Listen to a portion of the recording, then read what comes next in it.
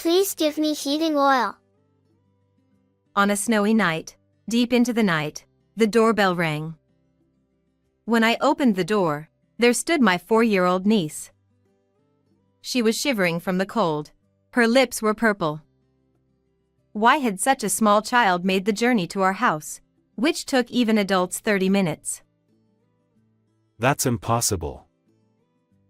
He always wears a stoic expression, but he's gentle with a tender side, and easily moved to tears. However, after what happened next and I learned the truth, I was shaken to the core. I have been married to Connor for 3 years now. Our life together has been peaceful, and I have always felt reassured. However, one of the few concerns in our life was about children. Both Connor and I had wanted children since the beginning of our marriage, but there were no signs of that happening. Although I understood that it was something beyond our control, I couldn't help but feel a little lonely every time I saw couples with children on the street. Another concern was the strained relationship with my own family. Especially with my brother Adam, things were not going well at all. It was largely because of him that I had distanced myself from my parents emotionally. My brother, who is 5 years older than me, has always looked down on me.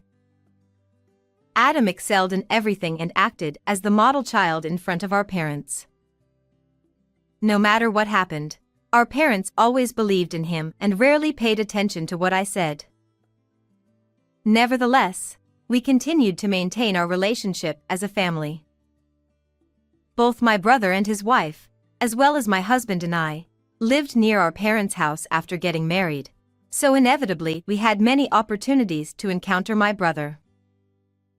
Hey, Natalie. Still no kids? Yeah. It's just something we can't control. If you keep taking it so lightly, your husband might just leave you one day. With a smirk on his face, Adam laughed as if he were quite satisfied. His favorite pastime was teasing me and Connor about not being able to have children. My kind husband doesn't show any signs of anger and skillfully brushes off these comments, but I can't help but feel uneasy. Even my brother's wife, Vicky, seems uncomfortable at those times. I feel like she's a kind person from the way she treats their daughter, Bella, but she seems unwilling to go against Adam. While I did want to get along with my sister-in-law and niece, doing so would mean having to deal with my brother, so despite living nearby, we kept our interactions to a minimum. On one particular day, something unusual happened. Please give me heating oil. Mommy is cold. Late at night, when I opened the door in response to the doorbell, my niece stood there with purple lips. The wind had been biting since morning, and snow had started falling quietly in the evening. Why had 4-year-old Bella come all the way to our house, a journey that even adults would take 30 minutes to make? That's impossible. I was startled when my husband suddenly raised his voice at our shivering niece. Anyway, we needed to warm up Bella. When I thought that, my husband was already gently picking up Bella. Without a word, Connor carried Bella into the warm room. My husband often appears grumpy, leading to misunderstandings, but he's truly gentle and kind. However, seeing him behave so differently from just moments ago left me bewildered, and I followed after him. Connor. As I called out to my husband, I was surprised for another reason.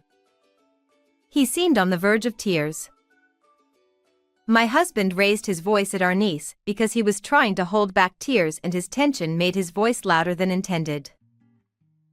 Saying that's impossible was likely because he couldn't simply send Bella back without understanding the situation, especially since she seemed clearly distressed. Once I understood this, it made sense. I asked my husband to prepare some warm drinks for our niece. Meanwhile, I sat her in front of the stove, wrapped her in a blanket, and decided to talk to her to find out what had happened. Bella, what happened out in this cold? Mommy, she's still sleeping and won't wake up. Her body feels cold, so I thought she might be too cold to wake up. I wanted to make her warm, but we ran out of heating oil. Hearing this, I felt a chill run down my spine. It stirred up such grim imaginings. All right. But the heating oil is heavy, so Uncle and I will drive you there. Is it okay? Thank you. Bella's expression finally brightened, but time was of the essence. We hurriedly got into the car and headed to my brother's house.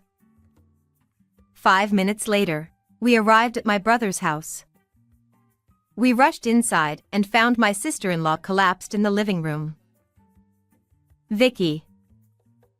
There was no response from my sister-in-law, but she seemed to be barely breathing.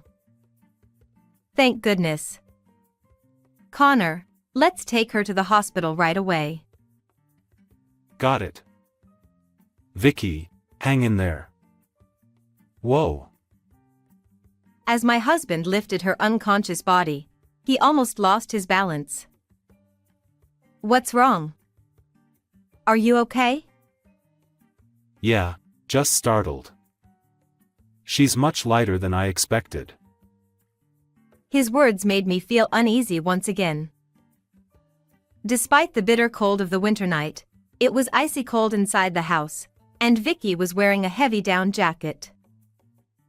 Furthermore, around the bed, there were piles of blankets, quilts, and even other coats and scarves. Could it be that they had been living in such dire conditions without proper heating? I couldn't help but imagine that possibility. Luckily, there was a large hospital nearby, so we quickly transported Vicky by car. After completing various procedures, we returned home with our niece for the time being. She must have been quite tired because she fell asleep right away. Meanwhile, we still hadn't been able to reach her father, Adam. With various worries weighing on my mind, my husband and I also drifted off into a short sleep. The next day, Connor went to work with concerns about Bella. Shortly after, we received a call from the hospital informing us that Vicky had regained consciousness. I went to the hospital with my niece immediately. Natalie, Bella. Vicky. I'm so relieved. Mommy. Are you okay? I. My niece rushed to Vicky and burst into tears upon seeing her mother. Perhaps seeing her mother's face caused the tension in her to finally break. Vicky lovingly stroked Bella's back as she fell asleep, exhausted from crying. According to the doctor, my sister-in-law had hypothermia, malnutrition, and her cold had worsened, putting her on the verge of pneumonia. The situation could have been much worse if your body temperature had dropped a little more. Thank you so much for helping me and taking care of Bella. Vicky repeatedly thanked us while crying, leaving me momentarily speechless. It's okay. But, if you don't mind, could you tell me what happened? Well, Bella came to our house asking for heating oil. But, I'm sure there are other ways we can help besides that. Natalie. Thank you. Actually, It took a long time for Vicky to tell her story with a catch in the throat. It was clear that something terrible had been happening in my brother's home. I wasn't the only victim of my brother's actions. If only I had confronted the situation instead of running away, maybe Vicky and Bella wouldn't have suffered like this. Feeling this deeply, I swore to somehow rescue them from my brother. Once again, after getting permission from my sister-in-law, I gathered some of Vicky and Bella's essential items along with a few other things from my brother's house. Furthermore, after making a call to a certain place, I finally managed to get in touch with my brother, and all that remained was to wait for that day. Then, 2 days after Vicky was discharged from the hospital, I invited Adam to our home. Vicky, who had left Bella with her friend, was already waiting at our house. When my brother arrived, late as usual, he seemed surprised to see Vicky there. Oh, Vicky. So, you've become friends with Natalie and Connor. As Adam spoke casually, Vicky remained silent, her lips tightly pressed together. Well, it's fine. Natalie, Connor, sorry for the trouble my family caused. It's okay, really. Ah.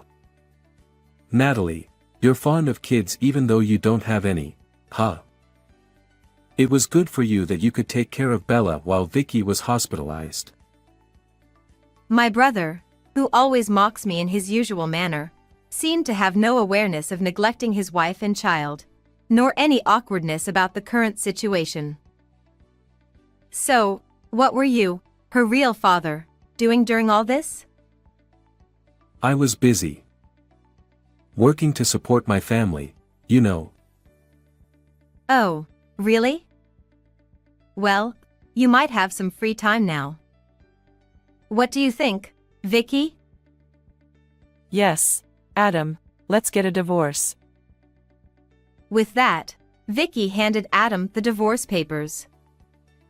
Of course, her section was already filled out, but even seeing that, my brother remained calm. What's this? Trying to make a point.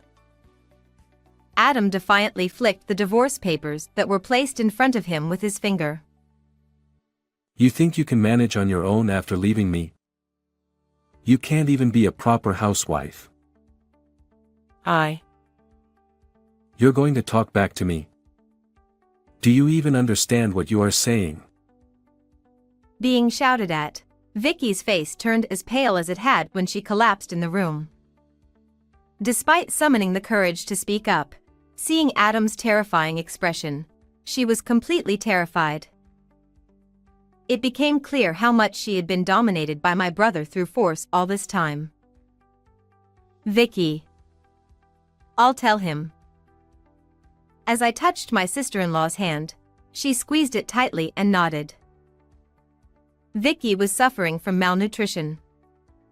Because you hardly provided any living expenses, she had to cut down on her own food budget. Huh? What's this all of a sudden? I've been giving her money, haven't I? Handing over a few $1,000s randomly as household expenses? Do you even remember how much you were giving her? Vicky is lying. She kept a household account book. It was to explain to you that you couldn't live like this. But even after hearing that, my brother just laughed it off. A household account book she just scribbled and doesn't prove anything. Well, how about this then? At that moment, I took out my sister-in-law's medical diagnosis report and another document I had prepared. These are printouts of your bank account usage and card transaction history. There's no evidence of money being used for household expenses, is there? Where did you get those from? I got it from the computer at your house. Every website had saved passwords, so it was easy to log in. Suddenly confronted with such evidence, my brother's mouth hung open, and he struggled to find words. And besides, spending nearly $3,000 each month? Seems like you've been enjoying quite a lavish lifestyle. You said you were busy with work, but it seems like there was another reason you hardly ever came home. As I smirked meaningfully, Adam's face contorted. What's that supposed to mean? Don't say such disreputable things. Stop your weird fantasies. Oh, so you're going to play dumb till the end. I shrugged my shoulders and then revealed one last thing, something I had saved on my brother's computer. It was a photo of messages exchanged with his mistress, suggesting an intimate relationship. The messages even detailed extravagant gifts and trips, along with significant savings being spent on the affair partner. Even with all this, you still claim to be innocent? Adam, confronted with undeniable evidence, blinked rapidly. Vicky not only seeks divorce but also intends to claim damages. We're also willing to cooperate. Upon hearing this, Adam fell silent for a moment, but soon he began to lash out. What's that supposed to mean? You're sticking your nose into our marriage. Who do you think you are? It's Vicky's decision. Whatever. Do whatever you want. I won't let this slide. At this point, his defiance left me nothing but exasperated. But in a way, I expected it to come to this. After all, the reason we had someone hiding in the next room was precisely for this moment. You're beyond help. You can come in now. Huh. My brother's eyes widened in astonishment. Entering through the door were our parents. Dad. Mom. What are you doing here? We called them. Of course, they've been listening to everything.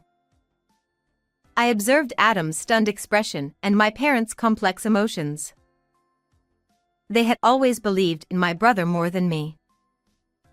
But surely, they must have understood his true nature by now. There's no way they would continue to support him, right? Anxiety surged through my chest at the thought. That's why the relief I felt when I heard the decision my parents made regarding Adam was immense. My parents decided to sever ties with my brother and support Vicky and Bella. Adam, confronted with their firm stance and clear position, could only react with confusion. Wait a minute. But, I'm the eldest son. You can't just abandon me, can you? Adam desperately clung on, trying to convince them to change their minds. Seeing him like that, I decided to play my final card. It's you who will be in trouble, isn't it, brother? Without the inheritance from our parents, you won't be able to repay your debts, will you? This was something I hadn't yet disclosed to our parents.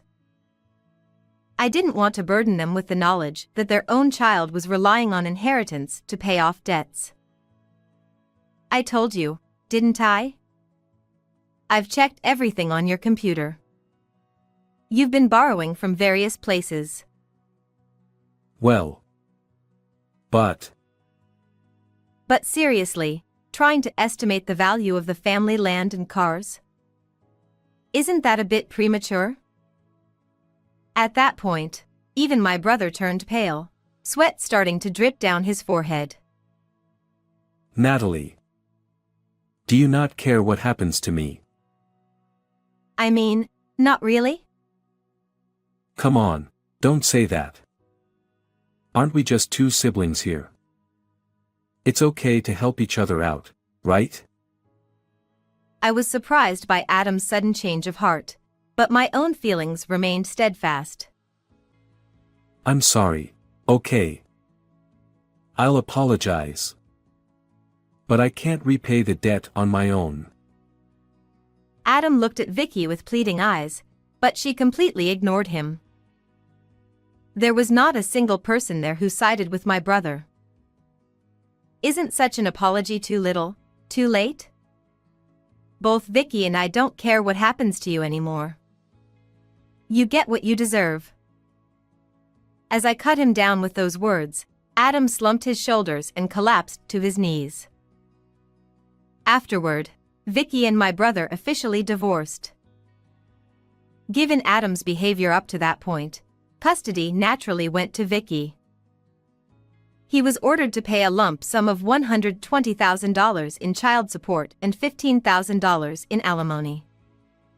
However, with only his daytime job, He couldn't keep up with the payments, so he started working night shifts doing temporary jobs every day. Vicky also received $10,000 in alimony from Adam's affair partner and has now started fresh working at a new job. And as for me, surprise! I found out that I'm pregnant. My husband, of course, and my parents, who had greatly improved their relationship with me, celebrated the news. Vicky and her daughter were also overjoyed, especially Bella. I'll teach everything to the baby, she said happily. Thinking about our upcoming child, I couldn't help but feel excited.